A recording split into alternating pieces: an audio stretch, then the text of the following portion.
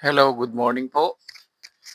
Andito naman po tayo sa repair, electronic repair ni Robert.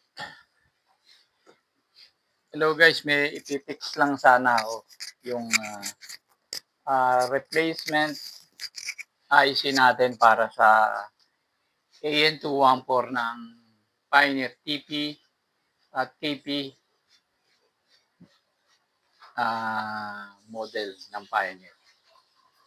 Yung AN214 na na original to. So meron tayong exact replacement para dyan. Yung instead na AN214 sa original, itong AN7161.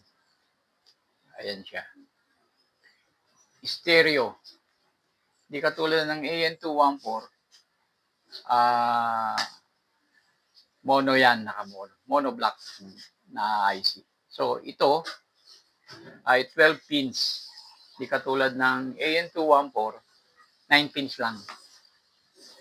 Tsaka ang supply nito ng AN214, 9 sa 9 pins ang positive. Hindi katulad nito, pin number 1 sa AN7161. First time ko lang bumili nito, so try ko na install. Sana, pero tingin ko halos identical naman siya sa AN214. Sana okay ang kalabasan. So guys, hindi ko na hahabaan kasi hahanapan ko pa ng board to. Tsaka ako i-install doon. So minimal parts din siya. Siguro mga around 16 parts lang siya. Capacitor output din to. Katulad din ng AN214. So, sa tagal na panahon, ngayon lang ako nakakita ng replacement.